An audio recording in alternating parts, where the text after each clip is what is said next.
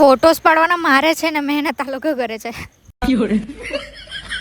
So hello good morning guys. કાલે મેં vlog નહીં મૂક્યો તો સોરી.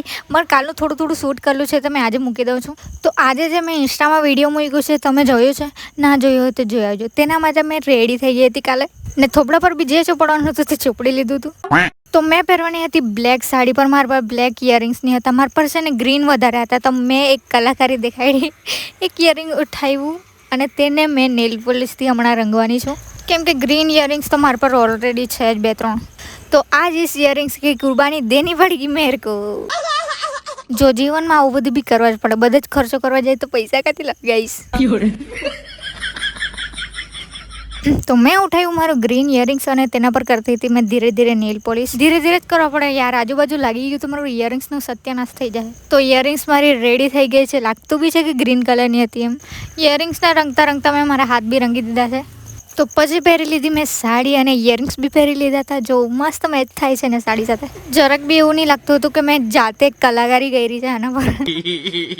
તો કાલનું મેં આટલું શૂટ કર્યું હતું, આજનું દેખાડું છું હવે. તો સવારમાં મેં નીકળી ગઈ હતી મારા દીદીના રૂમ પર જવા માટે, કેમ કે આજે અમે પાડવાના છે ફોટોસ. ને દીદીના રૂમ પર જવા એટલે થોડો ઘણો ટાઈમપાસ બી થઈ જશે મારો.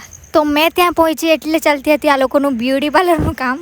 આ લોકો સારી ફ્રેન્ડ છે, એકબીજાને નેલ પોલિશ તો કરી આપે. મારી ફ્રેન્ડ તો કંઈ લંકામાં ભરેલી હશે.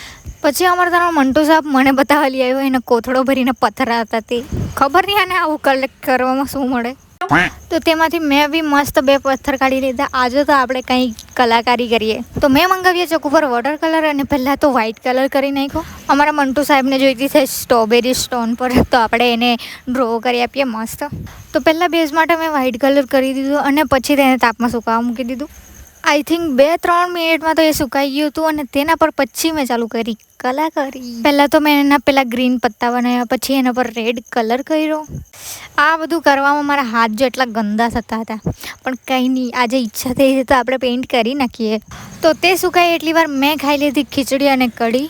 પછી સ્ટ્રોબેરી સુકાઈ ગયેલી હતી તો એના પર મેં ડોટ બી પાડી દીધા. કેટલું ક્યુટ દેખાતું હતું જો, એટલું મસ્ત. મને તો બહુ જ મજા આવતી હતી એટલે મેં હજુ બી વધારે કલાકારી કરવાની છું. તો એક મેં બીજો સ્ટોન લીધો ગોળ ગોળ અને તેમાં ડ્રો કરતી હતી મેં બુબુ, મારું ક્યુટ કાર્ટૂન. મને બહુ જ ગમે તે મેં ડ્રો કરું છું. તો તેનું ફેસ તો મેં ક્યુટ એટલું મસ્ત બનાવ્યું હતું ને. પછી મેં એના ગાલ પર બ્લશ કરતી હતી અને લાસ્ટમાં બનાવી દીધા મેં એના 2 કાન ને. એટલું ક્યુટ બુબુ દેખાતું હતું.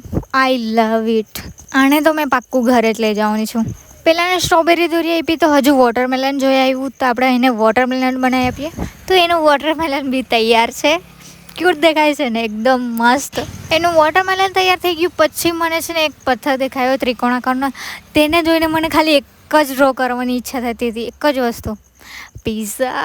પહેલાં તો મેં એમાં વાઇસ બેઝ કરીને એમાં ડિટેલિંગ કરી છે પેન્સિલથી. પછી પિઝામાં ચીઝ તો રાખવું જ પડે ને. તો યલો છે ને તે આખું ચીઝ છે. ઓકે, તો આપણે ક્યુટ વસ્તુ બનાવતા છે. ઓકે, તો એમાં આઈસ, માઉથ અને ક્યુટ બ્લશ તો જોઈએ જ ને, તે બી ડ્રો કરી દીધું મેં. પછી જે એમાં ટામેટા અને જે ગ્રીન બીન્સ હોય તે બી ડ્રો કરવા પડે ને. તો મેં પછી ચાલુ કર્યું એમાં મસ્ત ડિટેલિંગ કરવાનું. તો ફાઇનલી મેં ડ્રો કરી નાખ્યું હતું આ ક્યુટ પીઝું. કેવું છે કમેન્ટમાં કહેજો હા મને. મેં સવારની આવેલી હતી, બાળ બી સરખા નહીં કર્યા, એમ જ ડ્રો કરવા બેસી ગયેલી હતી. પહેલાં આપણે પેપ્સી ખાઈ લઈએ પછી બાળ સરખા કરીએ. આવું કંઈ જો કામ કરવા બેસું તો આખો દિવસ મેં ભૂતાડી જેવી થઈને બેસી ગઈ. પછી પેપ્સી ખાઈને મેં બેઠી મારા વાળ સરખા કરવા માટે. વાળ તો મેં સરખા કરી લીધા પણ મારા વાળ હજુ બી ઓઇલી જ હતા. મતલબ મેં સરખા ધોયા જ નથી. આજે મેં આળસ કરી છે વાળ ધોવામાં. એક તો કેટલા દિવસથી મેં નખ કાપવાની ભૂલી જામ, તો આજે મેં યાદ કરીને કાપવા બેઠી છું. તો નેલ્સ કાપીને પછી અમે બેઠા પડીકા પાર્ટી કરવા માટે. તે ખાઈને પછી મેં જોયા કરતી હતી ટીવી અને પછી રેડી થઈ મેં ફોટો પાડવા જવા માટે. ત્યાં મેં પછી મને યાદ આવ્યું કે મારી સેન્ડલ બી સરખી સાફ કરવાની છે, તો મેં સાફ કરવા બેઠી હતી ને આ લોકો મારો વિડીયો ઉતાર્યા કરે તેનું. પછી ફટાફટ રેડી થઈને અમે નીકળ્યા ફોટોસ પાડવા માટે. આ બધા ચિલ્લર પાર્ટીને બી અમે લઈ જતા હતા. તમને મેં ત્યારે કીધેલું તે આ ક્યુટ ફ્લાવર્સ વડે આપણે ફોટા પાડવા આવશું, તો આવી ગયા. ફોટા મારે પાડવાના હતા પણ મહેનત આ લોકો વધારે કરતા હતા ને આ લોકોના લીધે ફોટા બી બહુ જ મસ્ત આવ્યા છે. બહુ જ એટલે બહુ જ મસ્ત, મને બહુ ગમતા છે. ત્યાં અમે લગભગ 100 થી 200 ફોટા તો અમે પાડીને જ આવ્યા છે, સાચું. પછી ત્યાં અમારા ફોટોસ પાડી ગયા એટલે અમે આવી ગયા પાછા ઘરે. ઘરે આવીને થોડી વાર આરામથી બેઠા એટલે દીદી આપી દીધા પાપડ ખાવા માટે, તે ખાઈ લીધા. તે ખાઈને મને દેખાઈ ગયા પેપા પીગ અને તેના બચ્ચા. તો અભી મિલતે હૈ કલ, બાય બાય.